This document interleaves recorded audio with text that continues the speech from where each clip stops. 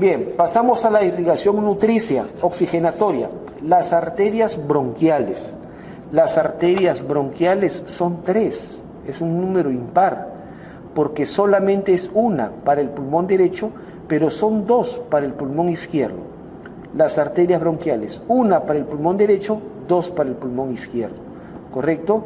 La derecha suele nacer de la tercera o cuarta intercostal posterior derecha, que a su vez nace de la aorta, mientras que las izquierdas nacen directamente de la aorta, y siempre las encuentras recorriendo detrás de su respectivo bronquio, ¿correcto?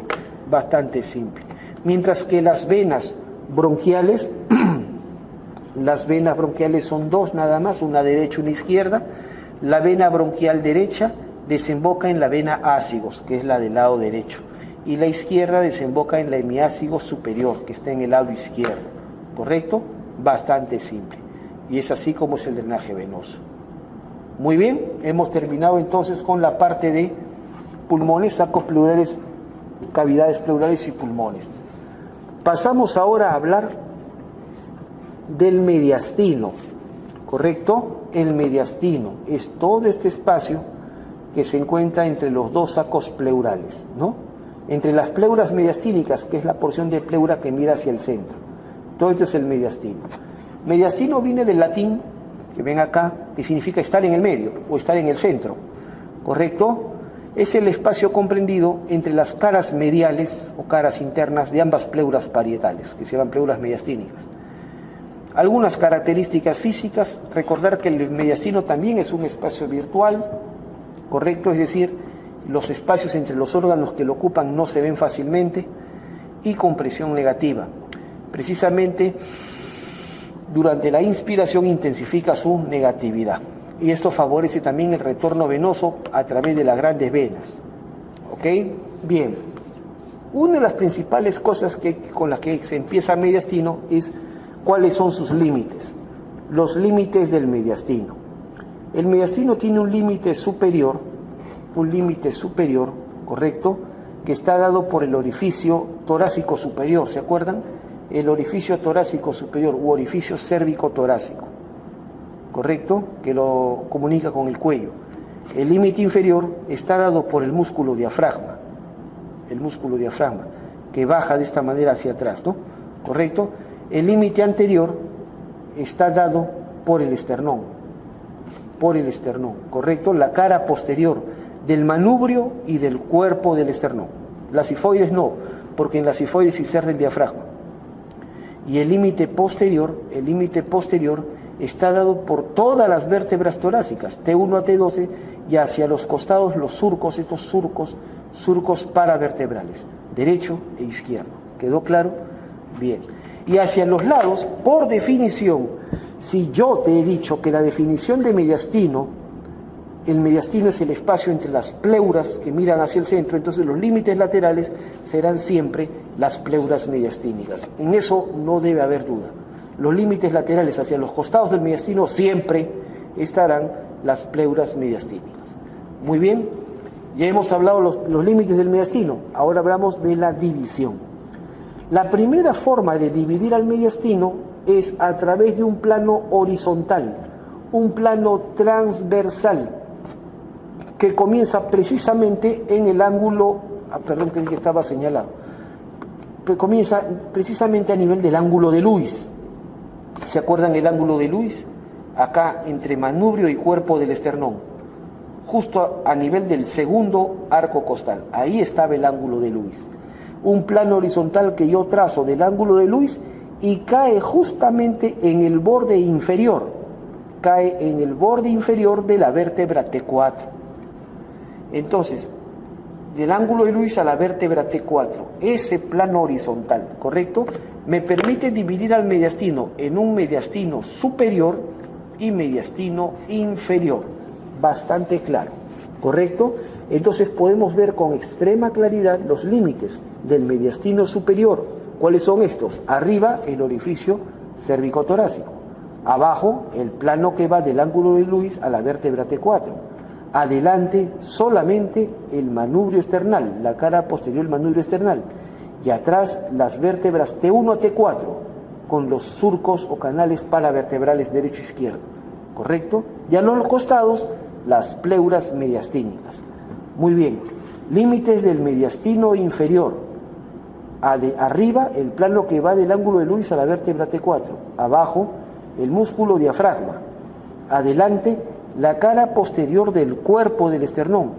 Atrás, las vértebras T5 a T12, con sus respectivos canales o surcos paravertebrales. ¿Ok? Ahí está, lo mismo que he dicho, límites del mediastino superior, ya lo he mencionado. Muy bien, límites del mediastino inferior, siempre los límites laterales son las pleuras mediastínicas. ¿Correcto? Muy bien. Ahora, el mediastino inferior, ya hemos hablado mediastino superior y mediastino inferior. En el mediastino inferior se encuentra el saco pericárdico, que es el saco que contiene al corazón. ¿Correcto? El saco, acá ven el corazón, pero no está desnudo así. El corazón está dentro de un saco, que es así como los pulmones están dentro del saco pleural, el corazón está dentro del saco pericárdico. El saco pericárdico, su parte externa, es el componente fibroso, se denomina el pericardio fibroso, es la parte externa del saco pericárdico. Entonces, si yo trazo una línea que va por la superficie anterior, la cara anterior del pericardio fibroso, y otra línea que va por la cara posterior del pericardio fibroso, entonces divido al mediastino inferior en tres partes: mediastino anterior, mediastino medio, mediastino posterior. ¿Correcto? Entonces ya sabes que el mediastino se dividía primero en un mediastino superior y un mediastino inferior, por el plano que va del ángulo de Lewis a T4. Pero ahora el mediastino inferior lo divido en mediastino anterior, mediastino medio y mediastino posterior, por la cara anterior y la cara posterior del pericardio fibroso. ¿Correcto? Muy bien, simple. Ahí está.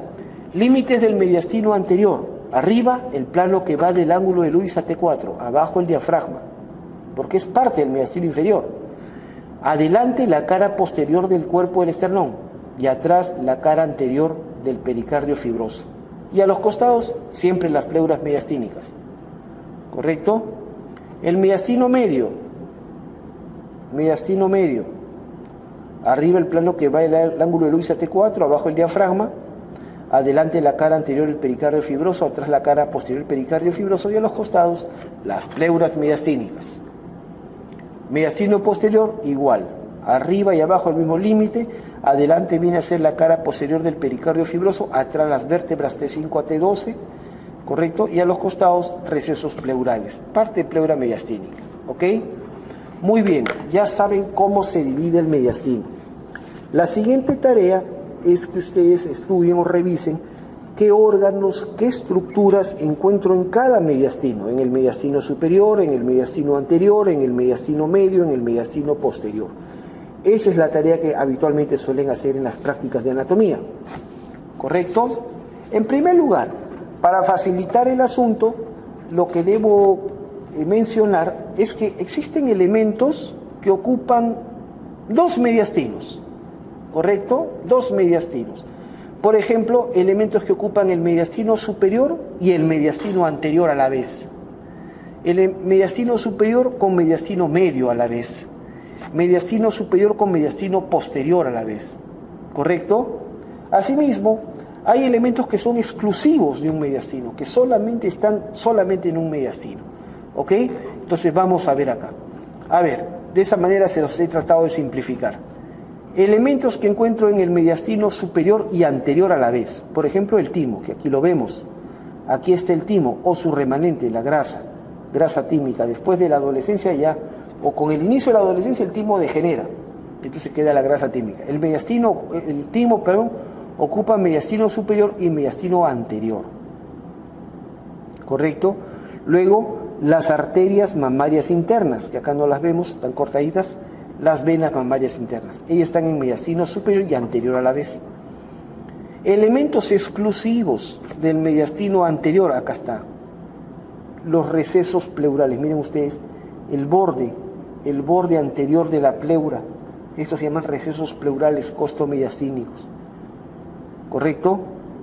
Aquí lo vemos de atrás, el esternón. Aquí están las arterias mamarias internas, con las venas mamarias internas. El músculo transverso del tórax, aquí está, transverso del tórax, o llamado también triangular del esternón. Y unos ligamentos que van del esternón al pericardio, ligamentos externo-pericárdicos. Esos son elementos del mediastino anterior. Ahora, elementos que ocupan mediastino superior y medio a la vez, los nervios frénicos. Los nervios frénicos van del mediastino superior y ocupan también mediastino medio. Los nervios frénicos están acompañados de estas arterias, las arterias pericardiofrénicas o llamadas diafragmáticas superiores, las venas del mismo nombre. Y la vena cava superior, acá está de color azul, la vena cava superior, ¿correcto? Ocupa mediastino superior y se mete acá al saco pericárdico, entonces también está en el mediastino medio. Ahora, elementos exclusivos del mediastino medio, el corazón, las arterias y venas coronarias, ¿correcto? La primera porción de la aorta ascendente. La aorta ascendente está en mediastino medio. El tronco pulmonar también está en mediastino medio. ¿Ok? Muy bien, aquí lo vemos. Aquí está la vena cava superior, aquí está la aorta. La primera porción de la aorta está dentro del saco pericárdico. El callado ya está arriba. La primera porción, la aorta ascendente, está dentro, es mediastino medio. El tronco pulmonar también. ¿Ok? ¿No? Lo vemos acá y está lo mismo, ¿ven? Primera porción de la aorta, dentro del saco pericárdico. Tronco pulmonar también. ¿Correcto? Muy bien. Ahora, sí está bien. Ahora, elementos exclusivos del mediastino superior, que solamente ocupan en el tórax el mediastino superior. ¿Cuáles son? Tenemos, mira estos troncos venosos. Los troncos venosos brachiocefálicos, estos troncos que forman como una letra Y. Los troncos venosos brachiocefálicos, tronco venoso brachiocefálico derecho, tronco venoso brachiocefálico izquierdo. Los dos se van a juntar para formar la vena cava superior. La vena cava superior que se forma por la unión de estos troncos venosos, brachiocefálico derecho, brachiocefálico izquierdo. ¿Correcto? Muy bien. La segunda porción de la aorta, el callado. Acá hay un ligamento que une la aorta con la pulmonar, ligamento arterioso. Detrás hay un nervio que cruza, el nervio laríngeo recurrente izquierdo. ¿Correcto? Laríngeo recurrente izquierdo. El tronco arterial brachiocefálico que nacía del callado de la aorta, que es uno solo. La arteria carótida común izquierda y la subclavia izquierda. Estos elementos están en el mediastino superior. Y la tráquea ocupan exclusivamente el mediastino superior. ¿Correcto? Muy bien. Ahora, elementos comunes en mediastino superior y posterior. Elementos comunes, elementos mediastino superior y posterior. El esófago. El esófago va desde el cuello hasta el abdomen, por lo tanto recorre el mediastino superior y mediastino posterior. Acuérdate que el esófago, siempre les he dicho, anda mal acompañado, entre comillas, una broma. Va siempre rodeado de vagos. El esófago va rodeado de vagos. Los nervios vagos, derecho e izquierdo, va del mediastino superior al posterior. La vena ácigos, que es la derecha, las cadenas paravertebrales simpáticas, el conducto torácico. Elementos exclusivos del mediastino posterior, la tercera porción de la aorta descendente. La vena hemiácigos, que está en el lado izquierdo, es más corta. Los tres pares de nervios espláncnicos mayores. Perdón, 3 pares de nervios espláncnicos. Los 2 espláncnicos mayores, los 2 espláncnicos menores y los 2 espláncnicos inferiores. ¿Quedó claro? Ahí está, acá vemos el esófago. Aquí está la aorta. Miren, la aorta tiene 3 porciones. Por lo tanto, la aorta, yo lo digo así, la aorta es la única estructura que ocupa 3 mediastinos. 3 mediastinos, recordamos. La primera porción, aorta ascendente, ocupa el mediastino medio. La segunda porción, callado de la aorta, ocupa el mediastino superior. La tercera porción, la aorta descendente, ocupa el mediastino posterior. Por lo tanto, la aorta ocupa mediastino medio, mediastino superior y mediastino posterior respectivamente. ¿Correcto? Entonces son las 3 porciones de la aorta. Muy bien.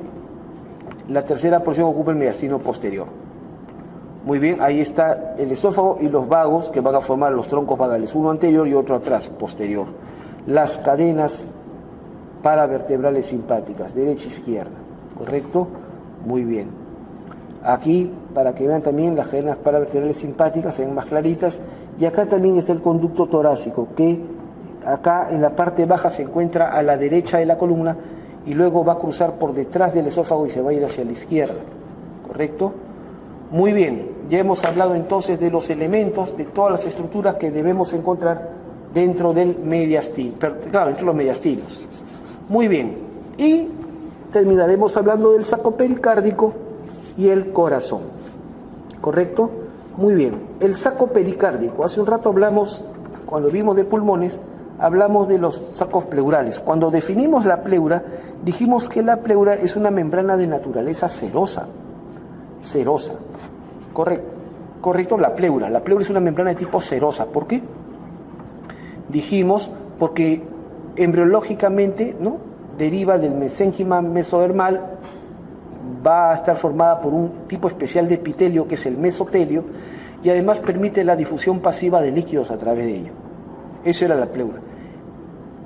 El saco pericárdico tiene doble componente. El saco pericárdico es una membrana que tiene componente fibroso y componente seroso. Tiene dos componentes, fibroso y seroso. El fibroso es el externo, el más externo fibroso, y por dentro el componente seroso, ¿correcto? El fibroso es el que le da resistencia y además brinda protección. Bien, el saco pericárdico envuelve el corazón y una parte del pedículo, de los grandes vasos. Tiene dos componentes, fibroso, que es el externo, y seroso, que es el interno, ¿correcto? Bien, el fibroso es más externo, grueso y resistente, se inserta por arriba en los grandes vasos, ven ustedes acá, y por debajo en el centro frénico del diafragma. No cubre la cara inferior del corazón, no cubre la cara diafragmática. El pericardio seroso, interno, delgado y delicado, tiene dos hojas, parietal y visceral. El seroso es el que se subdivide en parietal y visceral. Entonces, para que quede claro, el pericardio tenemos aquí, ¿no?, de color, acá con una línea más gruesa, oscura, es el pericardio fibroso. Y en la parte interna el pericardio seroso, que tiene dos hojas, una hoja parietal y una hoja visceral. La hoja parietal está adherida firmemente a la cara interna del pericardio fibroso y la hoja visceral, ¿correcto?, se adhiere, se pega al músculo cardíaco, al miocardio, y por eso se llama epicardio. El epicardio es el pericardio seroso visceral, ¿correcto?, adherido firmemente al parénquima, al músculo cardíaco. Entre las dos hojas de pericardio seroso, es decir, entre pericardio seroso parietal y visceral, entre las dos hojas de pericardio seroso, ahí se encuentra el espacio pericárdico, donde hay líquido pericárdico. El espacio pericárdico no está entre pericardio fibroso y seroso, no, está entre las dos hojas de pericardio seroso, parietal y visceral. El visceral también se llama epicardio, entre los dos, ¿correcto? Y normalmente contiene una cantidad de líquido que va, una cantidad constante, de 30 a 50 centímetros cúbicos o mililitros de líquido pericárdico. Muy bien, ese es el espacio pericárdico. También pueden haber anomalías en la ocupación de este espacio.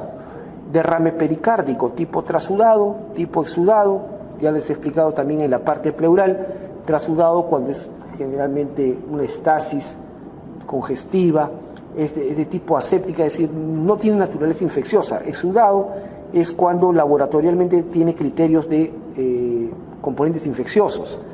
Hemorrágico cuando se llena de sangre y también ocasionalmente se le puede ingresar aire, neumopericardio, ¿correcto? Muy bien. La inervación. ¿Cómo está inervado el saco pericárdico?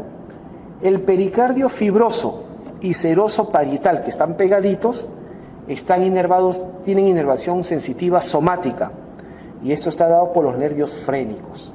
Los nervios frénicos dan sensibilidad al pericardio fibroso y seroso parietal, mientras que el pericardio seroso visceral, correcto, visceral, está pegado al músculo cardíaco, el epicardio, está inervado por plexo cardíaco. O sea, su inervación es autónoma. Este plexo cardíaco es autónomo, ¿correcto? La irrigación, importante reconocer la irrigación. Lo más importante, el pericardio fibroso y seroso parietal Su irrigación principalmente proviene de las arterias mamarias internas, 80%, y la aorta, la tercera porción, un 20% en la cara posterior, mientras que el seroso visceral por las arterias coronarias. Muy bien, y ahora sí, hablemos directamente del corazón. El corazón es una víscera músculo-membranosa, básicamente es músculo-membranosa, localizada en el mediastino medio. Presenta forma de un cono, ¿verdad? El corazón tiene forma de un conito, un cono cuyo vértice, que se llama la punta o ápex del corazón, está orientado hacia la izquierda, hacia abajo y hacia adelante. Aquí está la punta del corazón y acá estaría la base. La base. La punta se dirige hacia la izquierda, hacia abajo y hacia adelante. Y habitualmente choca con la pared torácica a nivel del quinto espacio intercostal izquierdo, más o menos a 8 o 9 centímetros del borde izquierdo del esternón. ¿Correcto? Muy bien. El corazón normalmente en un recién nacido pesa alrededor de 30 gramos, 30 gramitos en el corazón de un recién nacido. Va aumentando de volumen principalmente hasta los 7 años de edad. El mayor crecimiento del corazón se da durante los 7 primeros años de vida. Normalmente tiene color rojo vinoso y en el adulto llega a tener un peso que más o menos rodea los 300 gramos. Más o menos 250 a 300 gramos en las mujeres, 300 a 350 gramos en varones. ¿Por qué el corazón en los hombres suele pesar más? Por la misma evolución, la actividad física. El varón evolutivamente ha hecho más sobrecarga física, eso demanda pues mayor demanda oxigenatoria de los tejidos musculares especialmente, y por eso el corazón adquirió mayor peso. ¿Ok?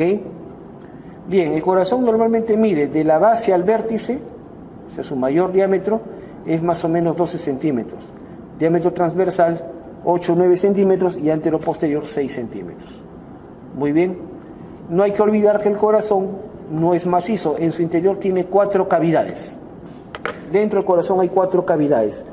2 aurículas o atrios, así se les llama también, 2 aurículas o atrios, una derecha, una izquierda, que son la función, eso sí nunca deben olvidar, la función de las aurículas es principalmente ser reservorios de volumen. Son cámaras que se encargan de recibir la sangre que viene a través de las venas. Almacenan volumen, son cámaras de volumen, ¿correcto? En cambio, los ventrículos son cámaras de presión. También son 2, derecho e izquierdo. Son cámaras que van a hacer presión para expulsar la sangre a tejidos periféricos. Muy bien, nunca olvidar lo elemental. La aurícula derecha recibe la desembocadura de 3 grandes venas. La vena cava superior, que es una, la vena cava inferior, otra, y el seno venoso coronario, que son uno de cada uno. Una vena cava superior, una vena cava inferior y un seno venoso coronario. Estos desembocan en la aurícula derecha y traen sangre desoxigenada, no oxigenada. Ellos traen sangre desoxigenada a la aurícula derecha. ¿Correcto? Muy bien. La aurícula izquierda recibe a las 4 venas pulmonares. 2 venas pulmonares que vienen del pulmón derecho, 2 derechas, y 2 del pulmón izquierdo, 2 izquierdas. Las venas pulmonares traen sangre oxigenada hacia la aurícula izquierda. ¿Correcto? Bastante simple. Perdón, al revés. En cambio, de los ventrículos, que son cámaras de presión, del ventrículo derecho se origina el tronco pulmonar, ¿no? El ventrículo derecho expulsa sangre desoxigenada por el tronco pulmonar, que se va a dividir en una arteria pulmonar derecha y una arteria pulmonar izquierda. Mientras que del ventrículo izquierdo nace la aorta, ¿correcto? Que lleva sangre oxigenada a los tejidos. Muy bien, aquí lo tenemos entonces bastante claro. No olvidar, el corazón se divide en primer lugar en un hemicorazón izquierdo, conformado por la aurícula izquierda y el ventrículo izquierdo, que conduce sangre oxigenada, aurícula izquierda y ventrículo izquierdo, ¿correcto? Conduce sangre oxigenada, y un hemicorazón derecho, aurícula derecha, ventrículo derecho, que conducen sangre desoxigenada, ¿correcto? El izquierdo conduce sangre oxigenada, el derecho conduce sangre desoxigenada. ¿Correcto? Bastante simple. No olvidar eso. Ahora, se habla funcionalmente de dos sistemas de circulación. He considerado que es importante que recuerden esto. Después del nacimiento, a ver, en primer lugar, o bueno, está bien, después del nacimiento, no olvidar, después del nacimiento no debe haber comunicación entre las dos aurículas, ni tampoco debe haber comunicación entre los dos ventrículos. Eso es anormal. Normalmente hay un tabique, una pared, un tabique o septum que divide las dos aurículas. Se llama septum o tabique interauricular o interatrial. Y también debe haber un septum, un tabique que separa los dos ventrículos y que se llama septum o tabique interventricular. Eso es lo normal. ¿Correcto? No debe haber comunicación entre las dos aurículas ni entre los dos ventrículos. Pero sí normalmente debe haber comunicación de la aurícula con el ventrículo de su respectivo lado. Sí hay comunicación entre aurícula derecha con ventrículo derecho. Aquí hay una comunicación, la comunicación aurículo-ventricular derecha. Y entre aurícula izquierda y ventrículo izquierdo también hay una comunicación, la comunicación aurículo-ventricular izquierda. ¿Ok? Muy bien. Entonces, eso es lo primero que no deben olvidar. ¿Ok? Decimos que después del nacimiento, el sistema de circulación humano, ¿correcto?, está formado por un sistema cerrado, doble y completo. Cerrado, ¿por qué? Cerrado porque la sangre está confinada dentro de vasos, no sale fuera de ellos, está confinada dentro de vasos o de cámaras cardíacas, ¿correcto? Es un sistema doble, ¿por qué? Porque la sangre pasa dos veces por el corazón, pasa por el hemicorazón derecho cuando está desoxigenada, pasa por el hemicorazón izquierdo cuando está oxigenada, pasa dos veces por el corazón. Y además es un sistema completo, ¿por qué? Porque ambas sangres no se mezclan, ¿correcto? No hay mezcla de sangre. Si hubiera alguna anomalía en los tabiques interauriculares o interventriculares o una anomalía que comunique las dos grandes arterias, aorta y pulmonar, podría haber una comunicación, pero eso es no normal, ¿correcto? Muy bien. Bien, desde el punto de vista de los sistemas de circulación se hablan de dos sistemas de circulación, una circulación menor o pulmonar y una circulación mayor o sistémica, ¿correcto? Cada una comienza en un ventrículo y termina en la aurícula contralateral, ¿correcto? Veamos así.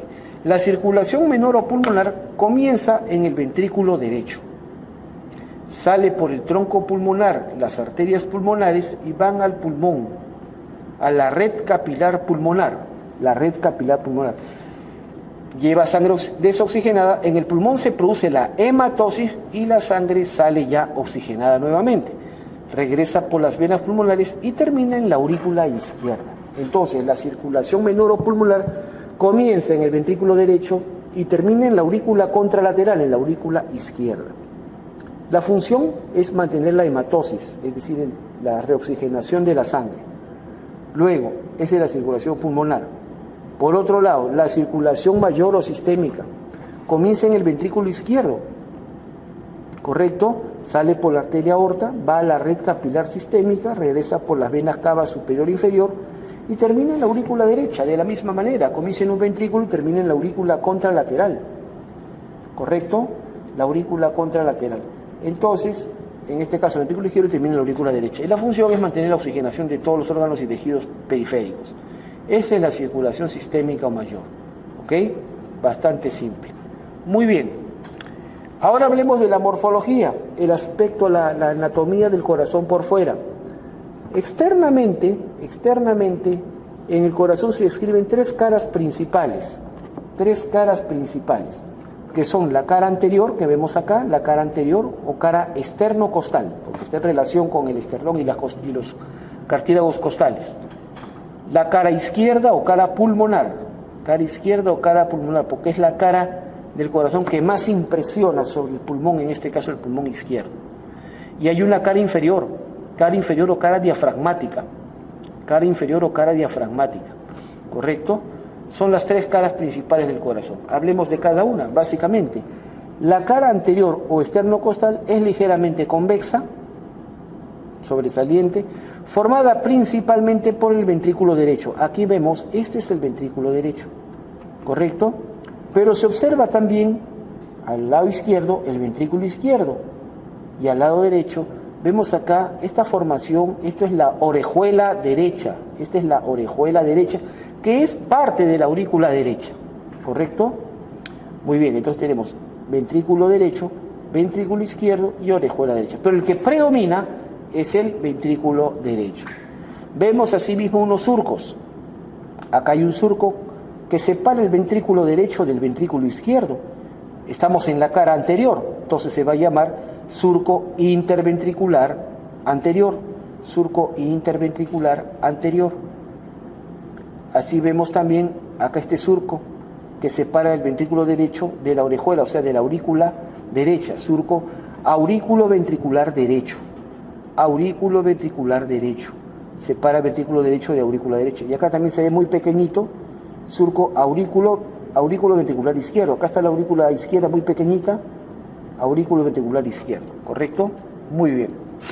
La cara izquierda, la cara pulmonar, es la más convexa, es decir, la más redondeada, la más sobresaliente, formada principalmente por el ventrículo izquierdo, ¿correcto? La cara anterior predomina ventrículo derecho, en la cara izquierda predomina ventrículo izquierdo, ¿correcto? Se ve también muy pequeña la aurícula izquierda.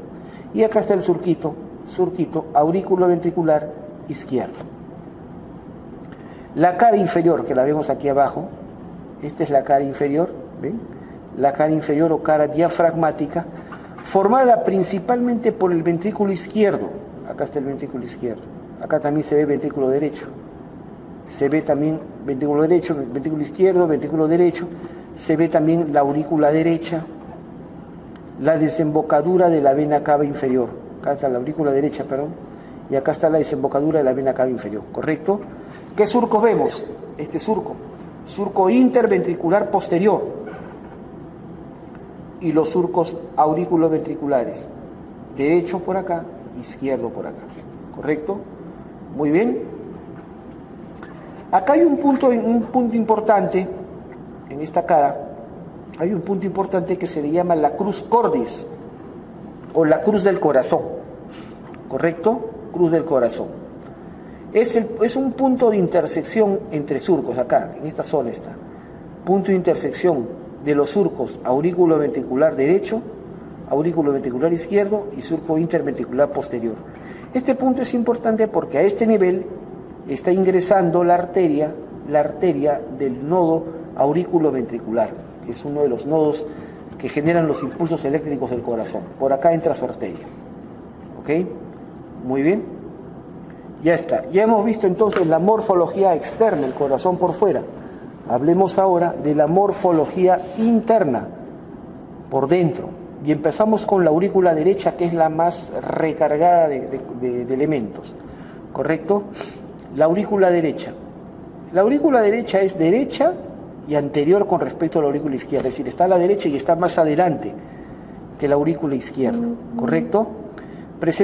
Se le describe como en forma cuboide, en forma de un cubo, y como todo cubo tiene 6 paredes, 6 caras.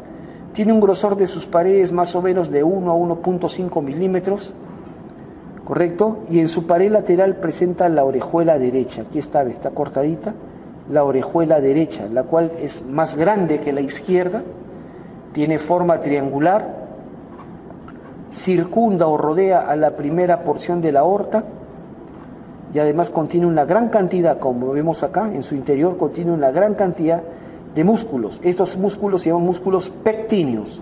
Los músculos de las aurículas se llaman músculos pectíneos y están formando las orejuelas. En este caso, la orejuela derecha es grande comparada con la izquierda, tiene forma triangular, circunda o rodea a la primera porción de la aorta y además contiene numerosos y grandes músculos pectíneos. ¿Correcto? Muy bien. No olvidar. Entonces, dentro de la aurícula derecha nosotros hablamos de 6 paredes. 6 paredes, ¿correcto? 6 caras. Empezamos. La pared superior, el techo. ¿Qué encontramos? La desembocadura de la vena cava superior. Eso está en el techo. En la pared superior de la aurícula derecha tenemos la desembocadura de la vena cava superior. Nada más, ¿correcto? En el piso vemos nosotros la desembocadura de la vena cava inferior y la desembocadura, aquí la estoy señalando, la desembocadura del seno venoso coronario. Obsérvese que en la desembocadura de la vena cava inferior y del seno venoso coronario hay unos pliegues, hay unos pliegues acá. Estos pliegues se denominan válvulas. La válvula de la vena cava inferior se llama válvula de Eustaquio. Esta es la válvula de la vena cava inferior. Y la válvula del seno coronario, de la desembocadura del seno coronario, se llama válvula de Tevesio. Válvula de Eustaquio es la válvula de la vena cava inferior y la de Tevesio es la válvula del seno coronario. ¿Correcto? Muy bien. Eso está en el piso, la pared inferior de la aurícula derecha. La pared posterior, miren, aquí se ha realizado un corte, se ha hecho un corte vertical en la pared posterior de la aurícula derecha y se ha invertido, se ha volteado para acá. Aquí está la pared posterior de la aurícula derecha, en la cual vemos un relieve vertical que se denomina la cresta marginal o cresta terminal. La cresta marginal o cresta terminal se encuentra en la pared posterior de la aurícula derecha. ¿Correcto? Muy bien. Asimismo, sobre ella encontramos un pequeño rezago que es el rezago del tubérculo intervenoso o tubérculo de Lower. Este era un tubérculo fetal que se encontraba entre la vena cava superior y la vena cava inferior. Se llama el tubérculo intervenoso o tubérculo de Lower, del cual acá solamente vemos un muy pequeño rezago. ¿Ok? Bien. En la pared posterior también nosotros vamos a encontrar al famoso nodo sinusal, el famoso marcapaso cardíaco, el que va a generar los impulsos eléctricos del corazón. Este es el nodo sinusal o nodo sinoatrial, también se llama así, o nodo de Keith-Flack, ¿correcto? ¿Dónde se ubica este nodo? Este nodo se encuentra en la parte más alta de la pared posterior, posterior a la desembocadura de la vena cava superior. Ahí está el nodo sinusal. Se localiza en la parte más alta de la pared posterior, detrás de la desembocadura de la vena cava superior. ¿Correcto? Muy bien, ahí se localiza. Muy bien. La pared anterior. En la pared anterior nosotros vamos a encontrar la comunicación que normalmente hay entre la aurícula derecha con el ventrículo derecho. Esta es la comunicación aurículo-ventricular derecha, en la cual vamos a encontrar pues el orificio, el anillo fibroso y su famosa válvula. Hay una válvula acá. Hay una válvula en el orificio aurículo-ventricular derecho. Y esta válvula consta de 3 hojas. Por eso se le llama la válvula tricúspide, válvula aurículo-ventricular derecha o válvula tricúspide, la cual tiene 3 hojas, una hoja anterior, una hoja posterior, la ven acá, y una hoja medial o septal. A las hojas se les llama valvas también. La válvula tricúspide tiene 3 valvas, 3 hojas, anterior, posterior y medial o septal. Esa es la posición de las valvas. Nada más. Muy bien. La pared lateral, la pared externa, la pared lateral está formada por la orejuela derecha, que ya hemos mencionado, tiene abundantes y numerosos músculos pectíneos. No olviden, músculos pectíneos que están aquí. Y la pared medial o septal. ¿Por qué se llama pared septal? Porque esta pared es la que separa la aurícula derecha de la aurícula izquierda. Esta es la pared que separa ambas aurículas. Por eso se llama pared medial o septal. Corresponde al tabique, al septum interauricular. En esta encontramos la fosa oval. Esta depresión que ven acá se llama fosa oval, que es el rezago del orificio que comunicaba las 2 aurículas en el feto, pero que luego debe cerrarse. Fosa oval. Luego hay un reborde, una línea acá que lo rodea, se llama limbo de la fosa oval, o también le llaman anillo de Vieussens, ¿correcto? Luego tenemos delante del limbo del anillo de Vieussens, tenemos acá un relieve, ¿ven? Acá hay un relieve vertical, que parece la continuación de la válvula de Eustaquio hacia arriba. este relieve. Este relieve vertical se denomina banda del seno, y es un relieve formado por un tendón que está dentro, que se llama el tendón de Todaro. El tendón de Todaro está contenido en la banda del seno. Bien, y este tendón de Todaro, que en realidad es parte del esqueleto fibroso del corazón, este tendón de Todaro nos va a servir para delimitar por delante de él un triángulo. Vean ustedes, acá hay un triángulo. ¿Ven? Tendón de Todaro, la válvula de Tebecio y la valva medial o valva septal de la tricúspide. Forman un triángulo, ¿se dan cuenta? Ese es el famoso triángulo de Koch, como está escrito ahí, triángulo de Koch, K-O-C. ¿Quién lo forma? La banda del seno, o tendón de Todaro si quieres, la válvula de Tebecio y la valva septal de la tricúspide. ¿Correcto? ¿Y para qué sirve este triángulo de Koch? Porque en su área, dentro de él, a este nivel se localiza el otro nodo, el nodo aurículo-ventricular. El nodo aurículo-ventricular, que es también de impulso eléctrico del corazón. ¿Correcto? Muy bien. Ya está. Ya hemos hablado de la aurícula derecha. La aurícula izquierda. La aurícula izquierda es izquierda y está más atrás que la aurícula derecha. Presenta forma ovoide y tiene unas paredes un poco más gruesas. En la derecha eran de 1 a 1.5 milímetros, en la izquierda las paredes son de 2 a 2.5 milímetros. ¿Correcto? Presenta en su pared lateral la orejuela izquierda, que comparada con la derecha, ven ustedes, la derecha le dije más grande, forma triangular, la izquierda es más pequeña, forma festoneada o amorfa, circunda el tronco pulmonar y además contiene escasos y pequeños músculos pectíneos. ¿Correcto? Bastante simple. Caramba. Bien, en la aurícula izquierda describimos 4 paredes nada más, 4 paredes. La pared superior, donde voy a encontrar la desembocadura de las 4 venas pulmonares. La pared inferior, donde está la comunicación aurículo-ventricular izquierda. Ya a ese nivel está el anillo y la válvula aurículo-ventricular izquierda, que se llama válvula bicúspide o mitral, porque tiene solamente 2 hojas. 2 hojas, ¿correcto? 2 valvas, una valva anteromedial y una valva posterolateral. Nada más. La pared lateral, que contiene la orejuela izquierda, que ya le dije pequeñita, con pequeños y escasos músculos pectíneos, y la pared medial, que corresponde al septum, al tabique, que separa las 2 aurículas, pared septal, tiene un pequeño pliegue que es la válvula del agujero oval o válvula de Parchappe, se llama, ¿correcto? Válvula de Parchappe.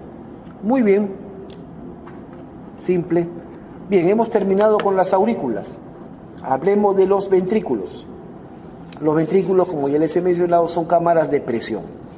Muy bien, poseen en su interior numerosas trabéculas. Cuando uno abre un ventrículo, ve que el interior tiene numerosas columnas carnosas, así se les llama, columnas carnosas o trabéculas, tienen ese nombre, ¿correcto?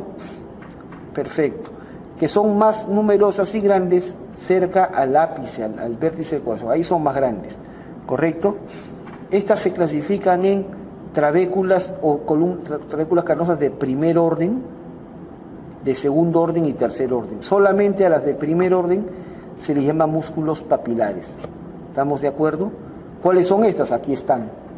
Las trabéculas carnosas de primer orden, solamente las de primer orden se llaman músculos papilares, son aquellas que por un extremo están unidas a la pared y por otro extremo están libres, originan a las cuerdas tendinosas. Estas son las trabéculas de primer orden. Las trabéculas de segundo orden, aquí vemos una por ejemplo, están unidas por ambos extremos a las paredes y su zona central está libre, es como un puente.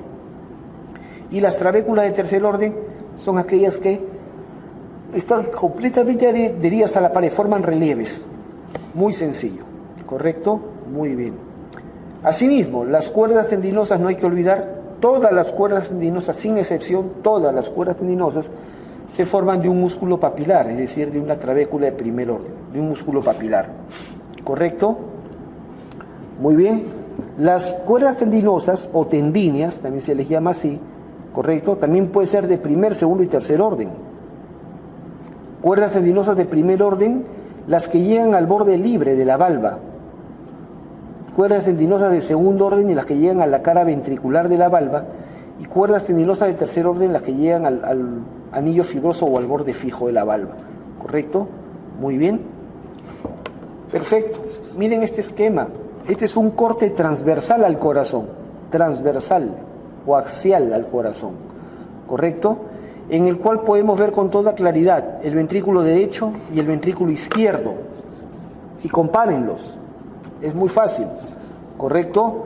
El ventrículo derecho, que en un corte axial o un corte transversal al corazón se observa que es derecho, pero además está más adelante, derecho y anterior. Tiene forma semilunar o triangular, ¿correcto? Su septum, el tabique que lo separa del otro ventrículo, el septum interno, se ve convexo desde el ventrículo derecho, ¿correcto? Sus paredes alcanzan un grosor de 3 a 5 milímetros. Da origen al tronco pulmonar, maneja una presión de hasta 25 a 30 milímetros de mercurio. La presión sistólica es la presión con la que expulsa la sangre a través de la arteria. En este caso el ventrículo derecho hace una presión sistólica de hasta 30 milímetros de mercurio. ¿Correcto? Conduce sangre desoxigenada. Contiene un volumen de 110 a 120 mililitros, 110 a 120 centímetros cúbicos. Ese es el volumen de llenado, el volumen con el que se llena el ventrículo derecho. Y tiene un volumen de eyección, es decir, la cantidad de sangre que expulsa es de 70 mililitros. No bota toda la sangre, siempre hay un volumen residual.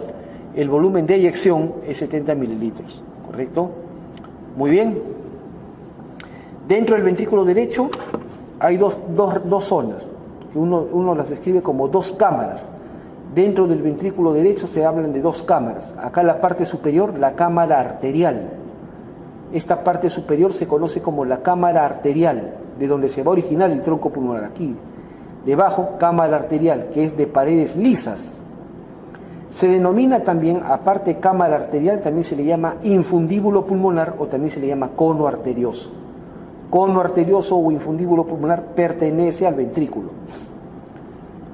Debajo tenemos la cámara ventricular,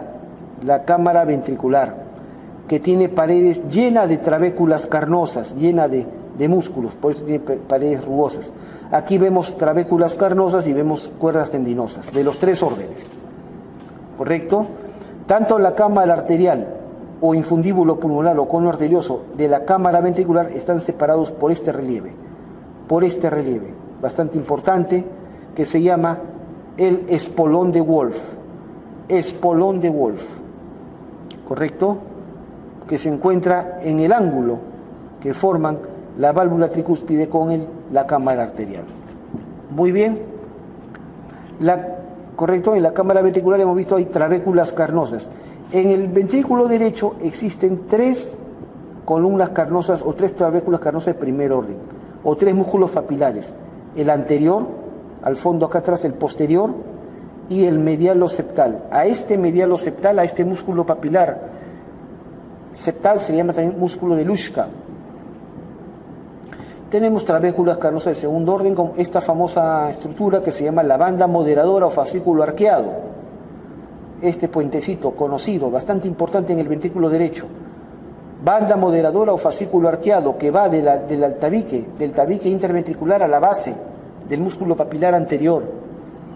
Lo importante de esta trabécula de segundo orden es que contiene al brazo derecho o a la rama derecha del haz de His, que es parte del sistema de conducción eléctrica. Esto contiene a la rama derecha del haz de His. Y también vamos a encontrar trabéculas carnosas de tercer orden. ¿Correcto? Muy bien. Ahora, hablemos del ventrículo izquierdo. Ya hemos hablado del ventrículo derecho, hablemos del ventrículo izquierdo. El ventrículo izquierdo está a la izquierda y está más atrás del ventrículo derecho, izquierdo y posterior. Forma circular al corte. El tabique interventricular se ve cóncavo. Sus paredes son 3 veces más gruesas que las del ventrículo derecho. En el ventrículo derecho dijimos, el grosor de sus paredes es de 3 a 5 milímetros. En el izquierdo es de 10 a 15, es decir, 3 veces más gruesa. El ventrículo izquierdo da origen a la aorta. Maneja una presión sistólica 4 veces mayor que la del ventrículo derecho. el ventrículo derecho su presión sistólica era hasta 30 milímetros de mercurio, en el izquierdo es hasta 120, 4 veces mayor. Sin embargo, el ventrículo izquierdo conduce sangre oxigenada, sin embargo su volumen de llenado y su volumen de eyección son iguales que el ventrículo derecho. Dijimos que en el ventrículo derecho su volumen de llenado también es 110, 120 mililitros, y su volumen de eyección 70 mililitros. Significa entonces que ambos ventrículos se llenan con el mismo volumen de sangre y ambos ventrículos expulsan, durante la fase de eyección, expulsan el mismo volumen de sangre que es 70 mililitros, quedando un residuo de 40-50 mililitros, lo cual se conoce como el volumen residual. Y el volumen que sale se conoce como volumen de eyección, o el cual puede ser expresado en porcentaje y que se conoce como fracción de eyección. ¿Correcto? Muy bien, entonces eso es, botan el mismo volumen. Entonces, ¿por qué la diferencia? La diferencia no está en el volumen de sangre, la diferencia está en la presión, la fuerza con la que botan la sangre. Esa es la diferencia. ¿Ok? Muy bien. El ventrículo izquierdo no tiene dos cámaras, solamente presenta en su interior una sola cámara. Se ven los músculos papilares, trabéculos de primer orden, solamente dos. Un anterolateral y un posteromedial. ¿Correcto? Nada más, del cual salen cuerdas tendinosas de los tres órdenes. Trabéculas de segundo y tercer orden no hay ninguna famosa, simplemente lo que hay que mencionar claramente es que el ventrículo izquierdo, a pesar de ser más grueso, de tener más volumen muscular, de ejercer mayor presión, el ventrículo izquierdo tiene menos músculos papilares que el derecho. El derecho tenía 3, el izquierdo tiene solamente 2. Aquí lo vemos. ¿Correcto? Y bueno, vamos a tener trabéculas de segundo, tercer orden y cuerdas tendinosas de los tres órdenes. No se compliquen la vida. ¿Ok? Bien. Las válvulas del corazón. En el corazón, pues, hay válvulas que van a estar insertadas en un anillo fibroso que forma sus bordes, ¿no? Hay 4 válvulas que son las importantes en el corazón. Las 2 válvulas aurículo-ventriculares, porque están entre aurículo y ventrículo, y son 2. La derecha es la válvula tricúspide, porque tiene 3 hojas, 3 valvas, y la izquierda se llama bicúspide o mitral, tiene solo 2 hojas, 2 valvas. Asimismo, también hay válvulas en el origen de las grandes arterias, La válvula se llaman válvulas sismoideas o válvulas semilunares. Tenemos la válvula sismoidea o semilunar pulmonar en el origen del tronco pulmonar y la válvula sismoidea o semilunar aórtica en el origen de la aorta. ¿Correcto? Muy bien, simple. Ahí lo vemos. Las válvulas aurículo-ventriculares, la tricúspide, pensé que estaba señalado. La tricúspide tiene 3 valvas, anterior, posterior y medialo-septal. La bicúspide mitral tiene 2 valvas, anteromedial y posterolateral. ¿Correcto? La función de las válvulas aurículo-ventriculares, tanto la tricúspide como la mitral, su función es asegurar el flujo neto unidireccional de sangre de la aurícula al ventrículo. Esa es su función. ¿Correcto? Y cuando la sangre trata de regresar del ventrículo a la aurícula, entonces estas hojas se van a invertir y las cuerdas tendinosas se van a tensar, lo cual evita que la sangre, lo cual hace que se cierre la válvula tricúspide y evita que la sangre regrese. Muy bien, las válvulas sismoideas o semilunares son 2, la aórtica, que está aquí, y la pulmonar, que está adelante. Las 2, tanto la válvula sismoidea pulmonar como la válvula sismoidea aórtica, las 2 poseen 3 valvas. Pero fíjate, en la válvula sismoidea pulmonar son 2 valvas posteriores y una valva anterior. O sea, 2P y una A. 2 posteriores, una anterior. Eso es en la pulmonar. En la pulmonar son 2P y una A. En la aórtica es al revés, 2A y una P. 2 anteriores y una posterior. En la pulmonar ganan las P, en la aórtica ganan las A. Muy fácil, ¿correcto? Bien, entonces, igual, estas no funcionan por cuerdas tendinosas, sino que tienen forma de una canastilla, forma de un bolsillo, que mira hacia la luz de la arteria, de tal manera que cuando la sangre sale del ventrículo hacia la arteria, estos bolsillos se pegan a la pared, se cierran y la válvula se abre. ¿correcto? Cuando la sangre trata de regresar de la arteria al ventrículo, estos bolsillos se llenan y cierran la válvula sigmoidea, ¿correcto? Cada válvula sigmoidea tiene en el centro un pequeño nódulo, lo vemos acá, un pequeño nódulo, un cachito, que cambia de nombre. En la válvula pulmonar se llama nódulo de Morgagni y en la aórtica se llama nódulo de Arancio en la aórtica, ¿correcto? Y solamente en la aorta, ven ustedes acá, solamente en la válvula sigmoidea aórtica vemos estos orificios. Esto se ve solamente en la aorta. Estos son los ostium coronarios, de donde se van a originar las arterias coronarias, ¿correcto? Muy bien. Muy bien. Hablemos de la inervación del corazón. La inervación del corazón. Perfecto. El corazón tiene dos sistemas de inervación o de impulso eléctrico, vamos a decirlo así. Tiene un sistema intrínseco, que es propio, un sistema de conducción eléctrica o nerviosa, que es propio del corazón, que está pintado acá en la imagen, lo ven, de color verde. Ese es su sistema intrínseco, propio del corazón, ¿correcto? Y tiene un sistema extrínseco, que forma el plexo cardíaco, ¿correcto? Que está formado por el sistema nervioso autónomo. Muy bien. El sistema cardionector, el sistema intrínseco, no son neuronas, como algunos creen, o fibras nerviosas, no, son músculos, son miocitos especializados, son miofibrillas, células musculares cardíacas especializadas en generar y transmitir el impulso eléctrico. ¿De qué se encarga este sistema intrínseco, este sistema cardionector? De mantener el automatismo cardíaco, es decir, inicia la contracción y mantienen la frecuencia, ritmo y fuerza de la contracción cardíaca, ¿correcto? En cambio, el sistema extrínseco, es decir, el plexo cardíaco, este sí está formado por fibras nerviosas que van a llegar al corazón, tanto simpáticas como parasimpáticas, y estas van a modificar, aumentan o disminuyen la frecuencia y fuerza de las contracciones cardíacas, ¿ok? Muy bien, ahí está. El sistema intrínseco, cardionector, está integrado por esta secuencia.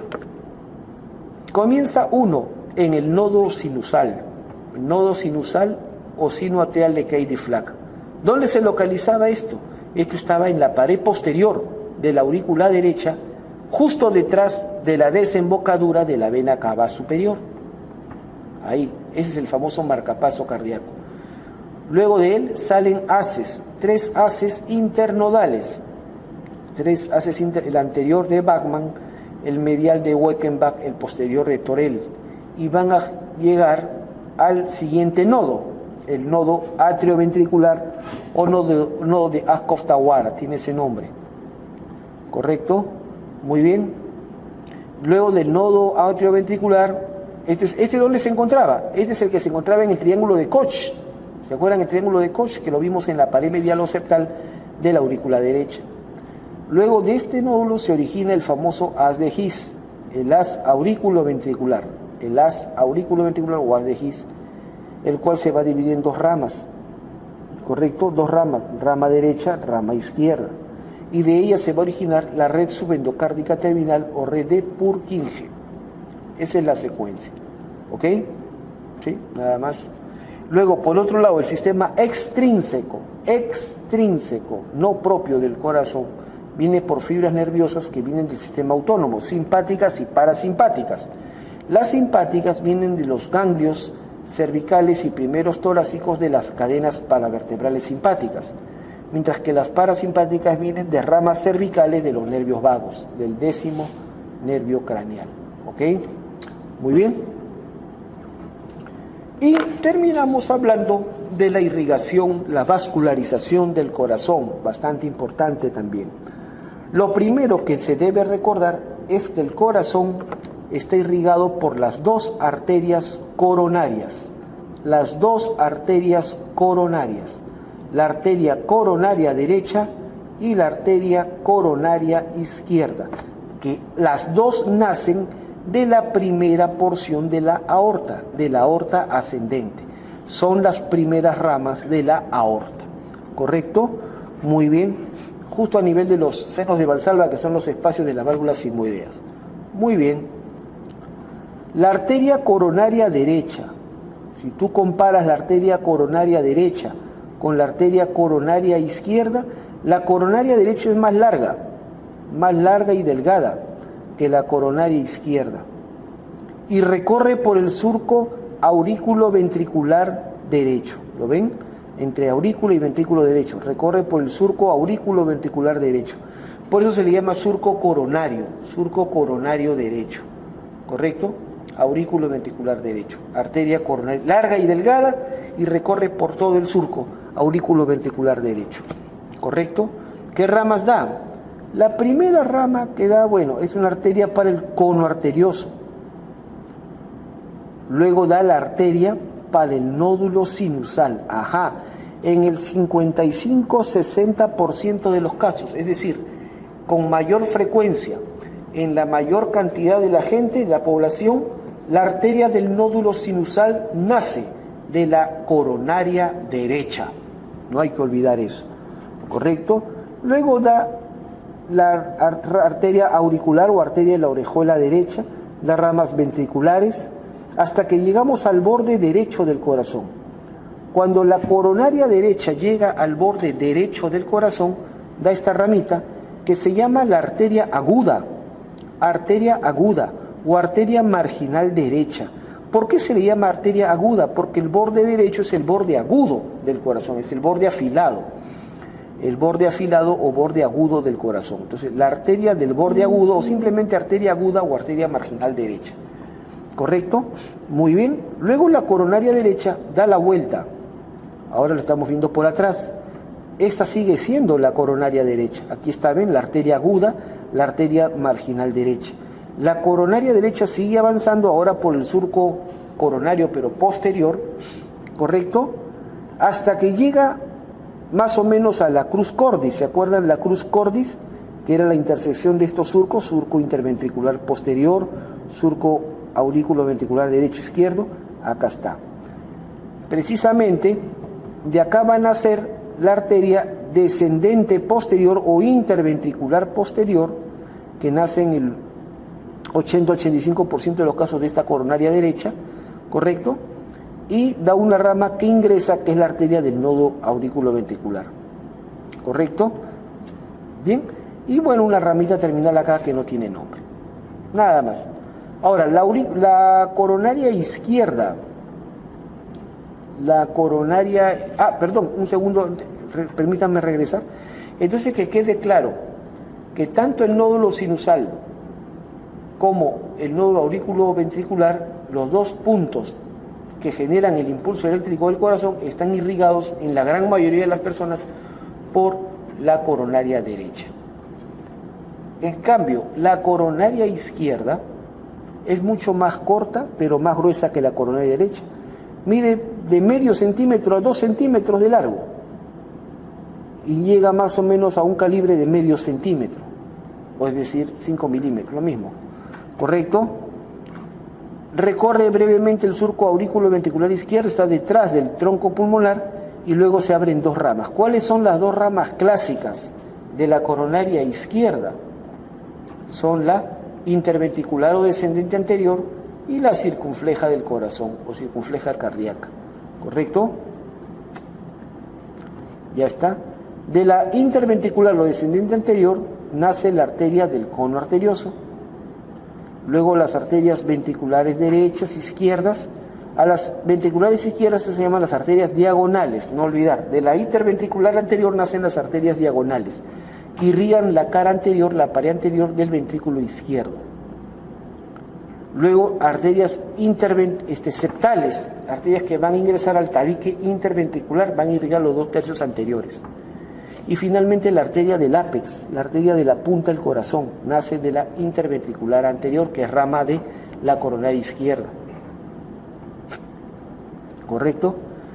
Y la otra arteria, la circunfleja cardíaca, de la cual nacen estas arterias, que son las arterias obtusas o marginales izquierdas, porque el borde izquierdo del corazón es el borde obtuso.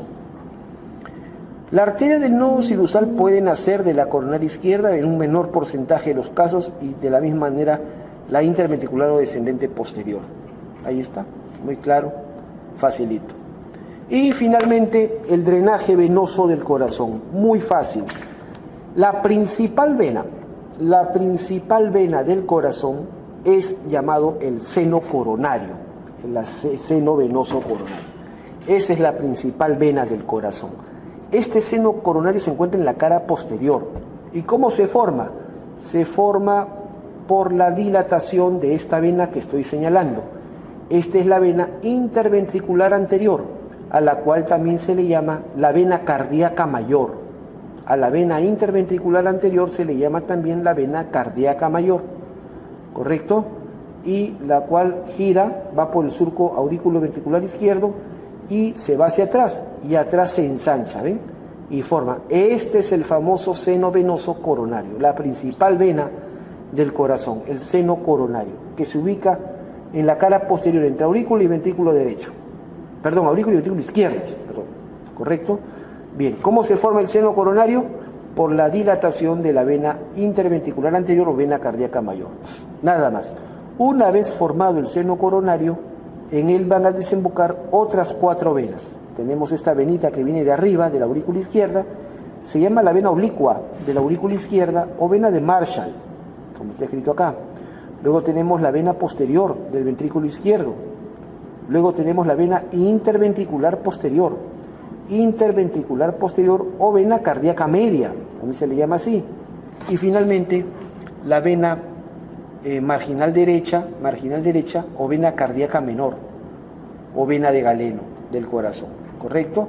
Finalmente estas venas desembocan y el seno coronario desemboca en la aurícula derecha, en el piso, en la pared inferior de la aurícula derecha, tal como ya lo hemos mencionado. ¿Ok? Muchas gracias entonces por su atención.